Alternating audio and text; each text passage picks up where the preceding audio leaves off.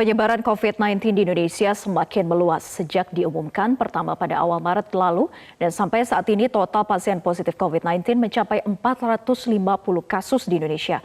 Mengapa penyebarannya begitu cepat dan seperti apa penularan serta gejala klinis COVID-19? Dan untuk membahasnya sudah bergabung melalui sambungan telepon dengan Dr. Adityo Susilo dari Perhimpunan Dokter Spesialis Penyakit Dalam. Selamat pagi Dr. Adityo. Selamat pagi. Ya dok, kita ketahui belakangan ini terdapat pasien positif corona yang ternyata tidak memiliki gejala awal apapun, tidak merasakan demam, flu, ataupun juga sesak nafas. Lalu sebetulnya apakah ada cara untuk menguji dari awal untuk bisa membedakan bahwa ini flu biasa, atau ini pilek biasa, atau ini sinusitis, atau bahkan ini corona? Ya, Mbak Vera, terima kasih pertanyaannya. Jadi saya kira memang inilah kesulitan kita, di mana gejala dari COVID-19 ini di awal-awal ini memang rancu dengan gejala penyakit-penyakit yang lain. Ya, bisa dibilang ini sebagai kelompok respiratory symptoms begitu gejalanya. Dan memang kendala untuk mendeteksi secara dini ini adalah yang kami alami di lapangan. Karena saat ini yang tersedia adalah metode PCR yang barangkali tidak semua center juga memiliki. Jadi satu-satunya cara yang bisa kita lakukan saat ini adalah memantau ketat kondisi klinis pasien gitu ya. Dan kemudian kita menetapkan apakah pasien yang datang ini statusnya adalah ODP atau PDP. Tentu kelompok-kelompok yang PDP harus mendapat perhatian lebih banyak. Sementara untuk kelompok ODP mungkin masih bisa kita observasi sambil isolasi di rumah. Tapi baik kelompok ODP dan PDP, kalau kita lihat dari panduan yang dikeluarkan oleh Kemkes tanggal 16 Maret yang lalu ya, jadi baru awal minggu ini, itu keduanya memang anjurannya harus segera di swab supaya kita bisa mendapatkan bukti apakah betul dia terinfeksi atau tidak.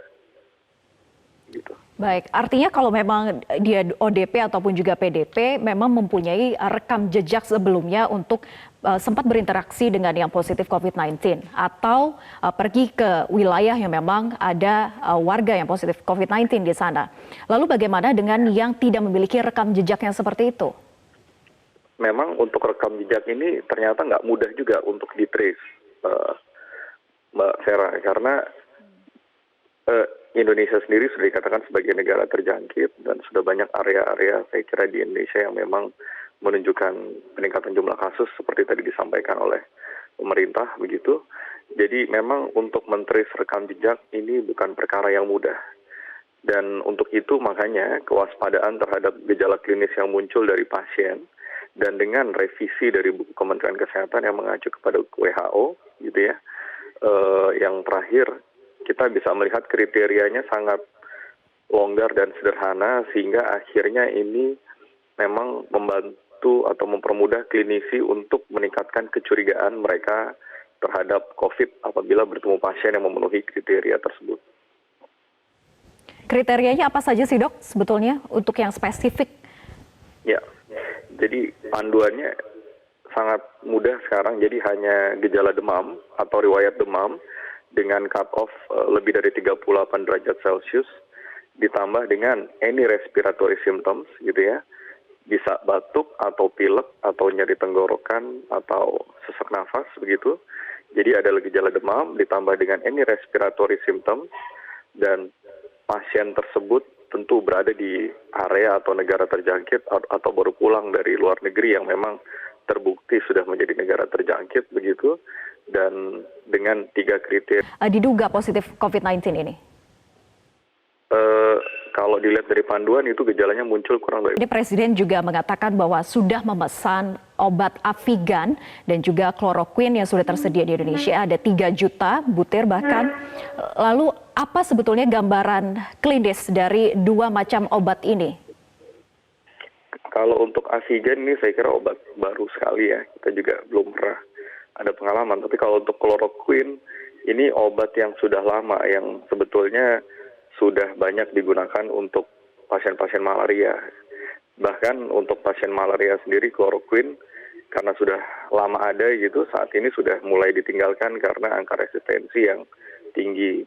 Nah, kemudian belakangan muncul dari studi-studi di luar negeri gitu mengenai penggunaan kloroquine sebagai salah satu opsi alternatif terapi untuk pasien-pasien yang mengalami COVID-19 dengan gejala pneumonia begitu.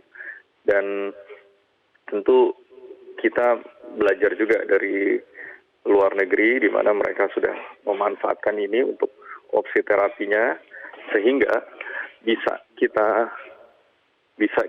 lihat bahwa beberapa center di Indonesia yang berhadapan dengan penyakit ini seperti Persahabatan begitu, terus beberapa rumah sakit yang lain seperti Cipto, kita juga berupaya untuk memberikan pengobatan ini, tapi memang respons dari pengobatannya masih harus terus dipantau kemajuannya.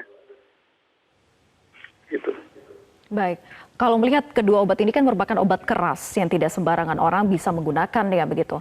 Lalu bagaimana dengan efek sampingnya sendiri atas penggunaan kedua macam obat ini? Baik, untuk Avigan tentu kami tidak ada pengalaman ya. Ini obat yang sangat baru sekali gitu, jadi saya nggak bisa komen untuk yang Avigan. Tapi kalau untuk chloroquine, barangkali seperti dilaporkan di beberapa jurnal ilmiah, kita harus hati-hati terhadap komponen jantung gitu ya. Kita harus makanya barangkali rekam jantung secara serial diperlukan untuk melihat ini. Dan yang kedua ya, meskipun ini efek jangka panjang ya dalam penggunaan yang rutin, yang mungkin ini tidak kita lakukan untuk pasien dengan corona, dikatakan bisa ada komplikasi di mata. Tapi itu adalah pada kelompok yang mendapatkan chloroquine dan diberikan dalam jangka panjang. Kalau jangka pendek saja untuk corona seperti ini misalnya sekitar 7-10 hari, saya kira efek samping mata saya kira bisa kita minimalisir. Begitu. Penggunaan hanya jangka waktu pendek, bukan untuk jangka panjang, tapi efek sampingnya kan bisa jangka panjang, Dok? Enggak. Jadi kalau dari studi-studi yang ada untuk efek samping yang tadi kami sampaikan yang di mata itu trialnya adalah apabila diberikan pada pasien-pasien yang hidroksikloroquine misalnya Plaquenil diberikan pada pasien-pasien yang mengalami gejala autoimun, digunakan panjang sampai 5 tahun begitu. Nah itu seiring waktu risiko retinopatinya akan muncul. Tapi kalau untuk jangka pendek dikatakan tidak ada seperti itu untuk yang mata. Tapi kalau untuk yang jantung mungkin kita tetap harus berhati-hati dengan melakukan evaluasi elektrokardiografi secara serial. Baik, artinya penggunaan chloroquine ini tidak semua kondisi pasien, terutama yang dalam kondisi parah, bisa menggunakan obat ini? Iya, kita harus hati-hati. Prinsipnya kita harus hati-hati. Bisa digunakan, tapi harus dengan pemantauan. Ya, sejauh ini WHO juga tidak ingin gegabah untuk menetapkan bahwa Avigan dan juga chloroquine sebagai obat yang tepat penggunaan COVID-19. Bagaimana Anda melihat hal ini? Ya, ini kendala memang pada saat kita berhadapan dengan penyakit yang baru dan belum memiliki aturan baku dalam hal pengobatan gitu. Karena kita juga tentu masih dalam kondisi kebingungan mengenai apa yang harus kita lakukan guna bisa membantu pasien-pasien kita untuk bisa melewati kondisi berbahayanya. Nah, untuk itu makanya kita perlu belajar dari hal-hal yang telah dilakukan di luar negeri. Dan saya kira apa yang dikerjakan di luar negeri itu suatu informasi yang amat bermanfaat untuk kita. Dan kalau kita lihat publish dari jurnal-jurnal ilmiah di luar negeri terkait dengan infeksi COVID ini cepat sekali. Ya. Banyak sekali jurnal-jurnal yang kita bisa akses, padahal penyakit ini munculnya baru kurang lebih 2-3 bulan yang lalu, tapi sudah banyak sekali jurnal-jurnal yang ada, sehingga tentu dengan data-data ilmiah itu, kita di Indonesia bisa terus belajar dan melihat bagaimana respons dari terapi yang ada, yang sudah dilakukan, dan kemudian kita melihat juga kira-kira hal-hal apa yang bermanfaat dan merugikan yang muncul dari terapi-terapi tersebut. Di kondisi krusial seperti ini tentu obat yang ada dan dinilai efektif maka itu akan digunakan begitu ya. Lalu Dok, terakhir himbauan kepada masyarakat seperti apa untuk bisa mendeteksi awal adanya kecurigaan positif COVID-19? Baik, jadi sebetulnya yang paling penting adalah gejala-gejala sederhana yang barangkali kita hampir semua orang alami. Nah, saat ini pada saat menjadi kunci utama begitu ya Dok. Ya, Terima kasih sudah bergabung bersama kami di Metro Pagi Prime Time.